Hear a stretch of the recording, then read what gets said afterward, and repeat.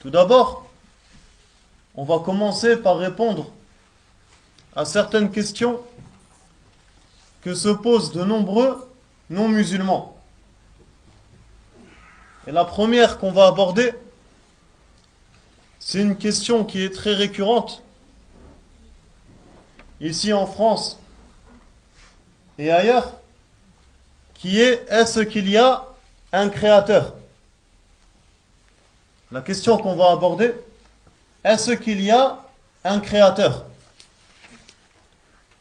On voit aujourd'hui malheureusement beaucoup de gens ne pas croire au fait qu'il y a un créateur, prétextant suivre en cela la science, les preuves, ou prétextant être rationnel dans la manière de penser, et prétextant suivre ce qui est logique. Or, on va démontrer que la science elle-même prouve l'existence d'un créateur, que la logique mène la personne à avoir la conviction ferme dans le fait qu'il y a un créateur, et que la personne qui est rationnelle ne peut que croire en l'existence d'un créateur. Et on va s'adresser à la personne qui dit qu'il n'y a pas de créateur, prétextant cela suivre la science. Et on va lui dire: si tu suivais la science véritablement, tu serais sûr de l'existence d'un créateur. Car logiquement et rationnellement, cette création n'a pu provenir que d'un créateur. Et les gens qui prétextent suivre la science, ils aiment bien entendre parler de chiffres. On va leur en donner en guise d'exemple seulement. Et on va prendre un exemple précis. Un exemple précis et rationnel. Une protéine. Qu'est-ce qu'une protéine? Une protéine, c'est une macromolécule constituée de chaînes d'acides aminés. Une protéine, c'est une macromolécule constituée de chaînes d'acides aminés. Maintenant, on va voir quelle est la probabilité qu'une protéine se forme toute seule. Quelle est la probabilité? On va venir avec des calculs maintenant. On veut savoir en pourcentage. Voilà le but de ce calcul. On veut savoir en pourcentage quelle est la probabilité qu'une protéine se forme par elle-même. Comme on l'a dit, une protéine, elle est constituée de chaînes d'acides aminés. Et pour qu'une protéine se forme toute seule, il y a 3 conditions. La première, que tous les acides aminés dans la chaîne de protéines soient du bon type et dans le bon ordre. Il faut savoir qu'une protéine est constituée d'à peu près 500 acides aminés. Il y en a 500. Et des types d'acides aminés, il y en a une vingtaine. D'accord? Donc la première condition, c'est quoi le calcul qu'on va faire? Je répète, une protéine est constituée d'une chaîne d'acides aminés. Une chaîne d'acides aminés. Les acides aminés dans une protéine, il y en a 500. Ça dépend, il y en a plus, il y en a moins. Mais de manière générale, ou ce qui est, on va dire, dans la norme, c'est qu'il y en a 500 des acides aminés. Et cette chaîne d'acides aminés, elle doit être cohérente. C'est-à-dire qu'il doit y avoir le bon type d'acides aminés et dans le bon ordre. Et des types d'acides aminés, il y en a 20. Donc ça veut dire que chaque acide aminé, il y a une chance sur 20 qu'il soit du bon type. Et ça, il faut le multiplier par 500. C'est-à-dire, il faut qu'il y ait 500 fois le même type qui tombe. Je vais vous éviter le calcul, on va le faire à la fin. La deuxième condition, c'est que tous les acides aminés de la chaîne soient gauchers. Il y a des acides aminés gauchers et droitiers. Donc, il y a une chance sur deux qu'il va falloir encore multiplier par 500.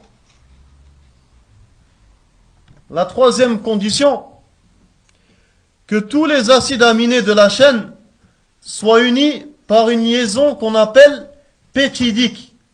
Parce qu'il y a différents types de liaisons chimiques entre les acides aminés. Il faut que la chaîne soit unie par une liaison peptidique. Et quand on va assembler le calcul de ces probabilités, de ces trois conditions, on va assembler les trois calculs, on va trouver que pour qu'une protéine se forme toute seule, il y a une chance sur 10 puissance 950. Et là, on parle d'une protéine qui se formerait toute seule avec un scientifique qui vient rapporter tous ces éléments. Pas elle se forme tout seul du néant. Qu'une protéine se forme à partir de rien, c'est impossible. C'est une impossibilité totale. Une création a besoin d'un créateur. Mais supposons qu'un scientifique vienne, apporte 500 acides aminés, les met ensemble. C'est quoi la probabilité que ça donne une protéine?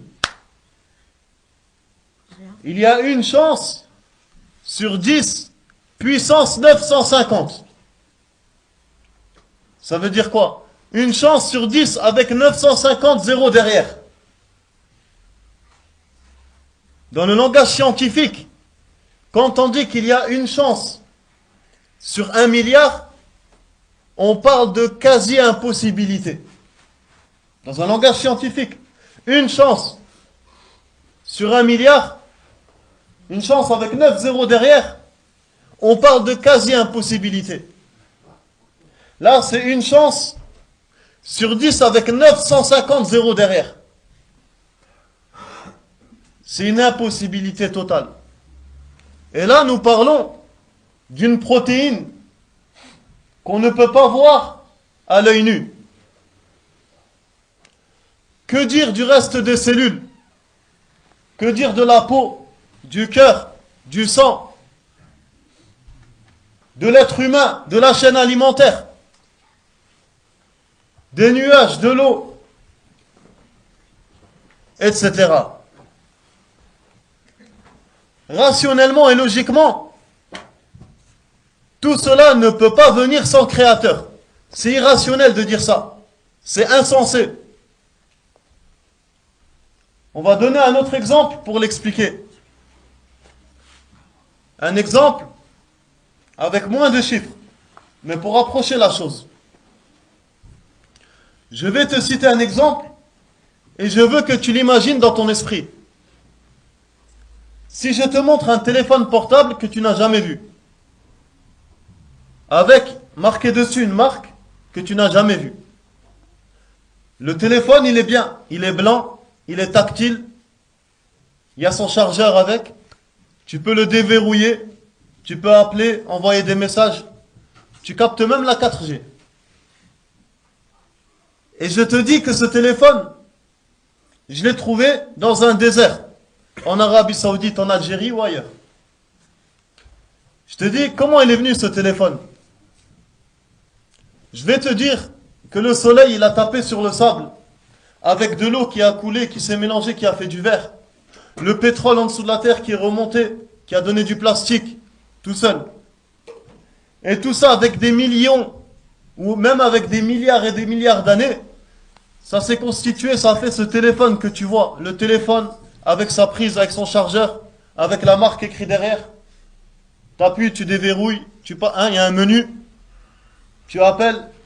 Est-ce que tu arriverais à croire que ce téléphone-là, il est venu tout seul comme ça, même avec des millions, des milliards d'années.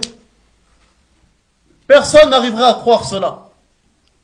Une personne douée de raison ne dirait pas cela. C'est impossible. Pourtant, ce téléphone, que je vous cite en exemple, aujourd'hui il y en a. L'être humain, il est capable de le fabriquer. Et si une chose que l'être humain, il est capable de fabriquer, t'es pas capable de croire qu'il est venu tout seul, alors que dire d'un être humain lui-même, que l'être humain n'est pas capable de fabriquer? Que dire d'un cerveau qui est des milliers et des milliers de fois plus complexe qu'un téléphone portable?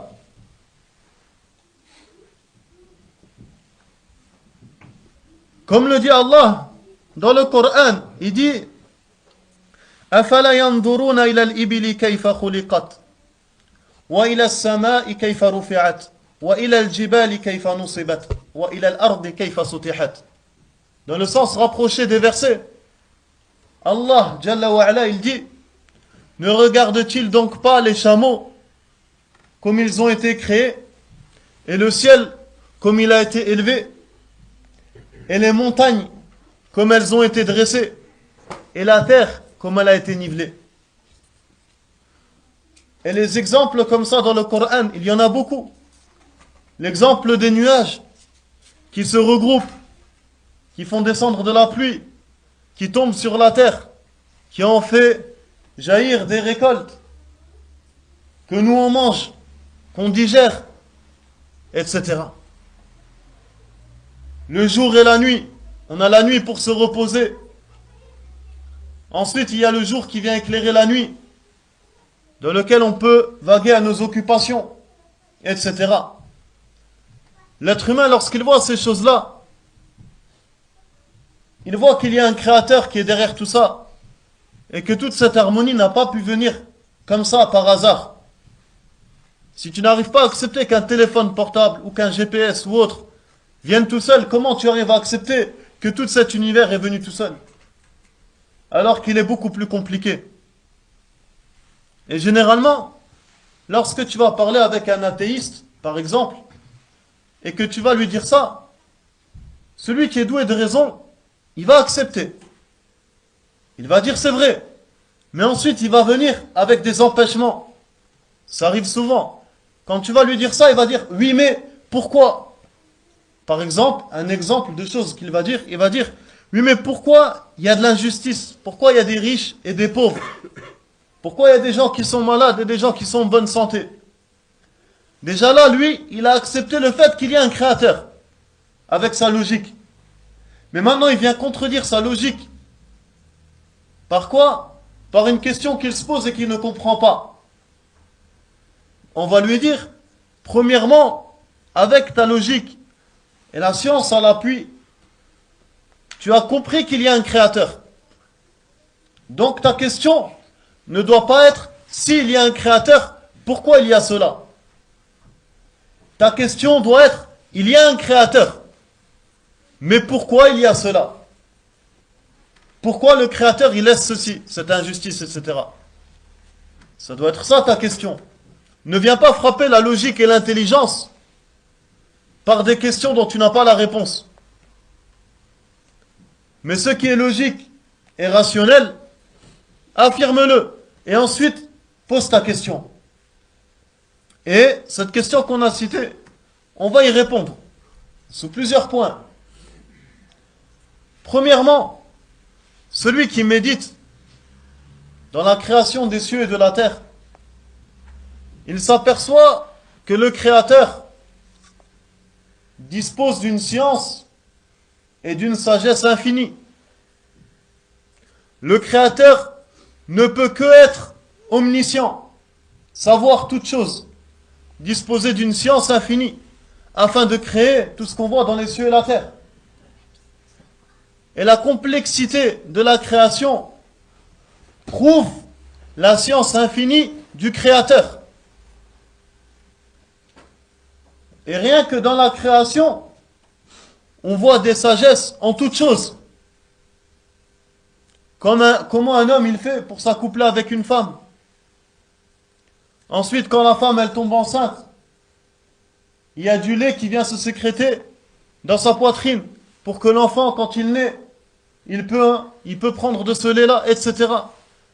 Il y a plein de sagesse dans la création d'Allah. Donc ce créateur, il dispose d'une science infinie et d'une sagesse.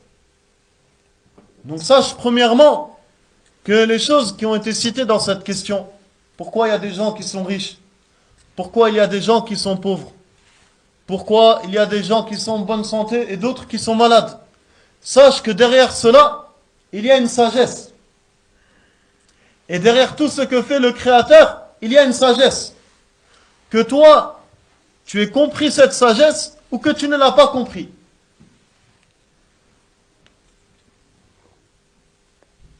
Ensuite, on va donner un exemple de sagesse qui sont apparentes en cela. Comme on a dit, quand on voit ce genre de choses, déjà, on sait que le Créateur, s'il a permis qu'il y a des gens riches et pauvres, des gens en bonne santé, d'autres qui sont malades, on sait qu'il y a une sagesse derrière cela. Et on l'accepte et on se soumet car c'est notre Créateur.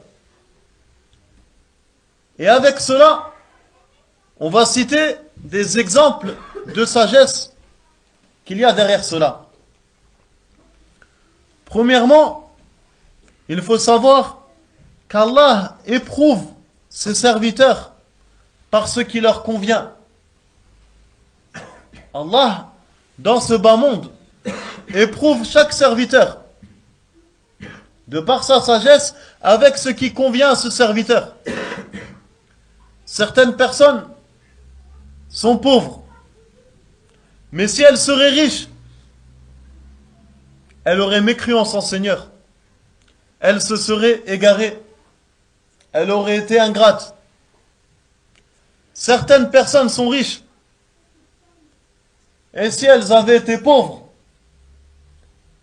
elles auraient fait du mal afin de devenir riches. Par exemple, cela juste pour faire comprendre que Allah, il éprouve chaque serviteur avec ce qui lui convient. Et il se peut qu'une personne, elle soit pauvre, et que cette pauvreté en réalité soit un bien pour lui. Et il se peut que telle personne est riche, et en vérité cette richesse est un mal pour lui. Comme il a dit Allah dans Surat al-Baqarah, dans le sens rapproché du verset, et il se peut que vous ayez de l'adversion envers une chose, alors qu'elle est un bien pour vous. Et il se peut que vous aimiez une chose, alors qu'elle est un mal pour vous. Et c'est Allah qui sait, alors que vous ne savez pas. Et parmi les sagesses de cela, il y a le fait que la maladie, par exemple, efface les péchés. Le musulman, lorsqu'il est croyant, qu'une maladie le touche et qu'il patiente face à cela, Allah subhanahu wa ta'ala lui expie des péchés, en fait une cause d'expiation des péchés. Alors cette maladie a été un bien pour lui. Les pauvres, par exemple, comme il a été rapporté dans la tradition authentique de notre noble prophète Mohammed sallallahu alayhi wa sallam, entrent au paradis avant les riches. Sache que le riche, au jour du jugement, sera questionné sur son argent et comment il l'a dépensé. Le pauvre, s'il n'a pas d'argent, il ne va pas être questionné sur une chose qu'il n'a pas. À l'exemple de la zakat. Parmi les piliers de l'islam, il y a la zakat qui est un impôt légal que tout musulman se doit d'acquitter lorsqu'il atteint un certain seuil, qu'il garde auprès de lui pendant une année hégirienne. Le riche, il va être questionné à propos de cette zakat. Est-ce qu'il l'a donnée ou il ne l'a pas donnée? Alors que le pauvre, lui, ne serait pas questionné. Et il se peut que le pauvre, s'il avait été riche, il n'aurait pas donné sa zakat. Aussi, parmi les sagesses apparentes, s'il n'y avait pas de pauvres, comment est-ce que les riches auraient pu être récompensés par Allah pour donner des aumônes aux pauvres? Si il n'y avait pas de pauvres, comment est-ce qu'on aurait pu aider les pauvres, être récompensés pour cela? Et si tout le monde serait musulman, par exemple la personne qui dirait oui mais pourquoi Allah il est injuste? Pourquoi il y a des gens qui sont guidés et des autres qui sont égarés? On va lui dire Allah, il guide qui il veut de par sa grâce et il égare qui il veut de par sa justice. Et celui qui n'est pas guidé, c'est qu'il le mérite. Et avec cela, on va dire que s'il n'y avait pas de non-musulmans, comment est-ce que le musulman pourrait être récompensé pour le fait d'appeler la personne égarée à la vérité? Sur le fait d'appeler le non-musulman à l'islam, etc. Donc les sagesses, il y en a beaucoup, et ce que j'ai cité n'est qu'un exemple. Et rajoute par-dessus cela le fait que si l'islam serait appliqué comme il se doit, il y aurait beaucoup moins d'injustice sur terre. Et les choses iraient beaucoup mieux. Car Allah est notre créateur. Et c'est lui qui sait le mieux comment fonctionne l'être humain et ce qui lui est adapté. Et donc il a fait descendre pour l'être humain, à travers le dernier des prophètes, Mohammed sallallahu alayhi wa sallam, une religion parfaite qui traite tous les sujets de la vie et qui montre à l'être humain comment se comporter en toute situation, qui interdit l'injustice. Et donc, si tout le monde appliquerait l'islam comme il se doit, il y aurait beaucoup moins d'injustice. Quelqu'un pourrait dire, pourquoi Allah n'a pas créé des créatures qui sont toutes bien, qui l'obéissent toutes? On va lui dire, Allah subhanahu wa ta'ala a fait cela. Allah, il a créé les anges. Et il nous a informé que les anges obéissent tout le temps à Allah subhanahu wa ta'ala. Ils n'ont pas ce que nous on appelle le libre arbitre. Allah, il a créé les anges. Et il a créé en eux la volonté de lui obéir constamment. Allah, il a créé les anges. Il a créé en eux la volonté de lui obéir. Il ne leur a pas donné la volonté de lui désobéir. Ils n'ont pas ce choix que nous on a. Et donc, les anges adorent Allah sans jamais ne lui désobéir. En dehors de cela, Allah a voulu et a fait, il a créé des créatures qui ont un libre arbitre. Allah, il nous a créés, il nous a placés dans ce bas monde et il nous a donné des ordres. Et il nous a laissé le choix. Soit on va lui obéir, soit on va lui désobéir. Et donc celui qui obéit à Allah alors qu'il aurait pu lui désobéir, il a en cela plus de mérite qu'un ange. Car l'ange n'a pas eu le choix d'obéir. Il obéit constamment. Or toi, tu as eu le choix d'obéir ou de désobéir et tu as obéi. Et donc Allah a créé les êtres humains pour un seul but, pour qu'on l'adore. La chose qu'Allah aime le plus de nous est le fait qu'on l'adore. Comme il a dit dans le verset, وَمَا خَلَقْتُ الْجِنَّ وَالْإِنسَ إِلَّا لِيَعْبُدُونَ. Comme il a dit dans le sens rapproché du verset, et je n'ai créé les djinns et les hommes que pour qu'ils m'adorent. Donc Allah nous a créés afin qu'on l'adore et nous a donné le libre arbitre que les anges n'ont pas. Car Allah aime qu'on l'adore. Et comme Allah, il aime qu'on adore, la chose qu'Allah déteste le plus, c'est qu'on lui donne des associés et qu'on adore autre que lui. Allah nous a créés pour son adoration. C'est lui qui nous a créés seul, sans associés. Allah est celui qui a créé l'univers, qui le détient, qui administre toutes choses. Seul, sans associés, sans l'aide de personne. Et la chose qu'il déteste le plus, c'est qu'avec tout cela, malgré le fait qu'il t'a créé pour que tu l'adores, tu vas adorer autre que lui. Et tu mécrois en lui.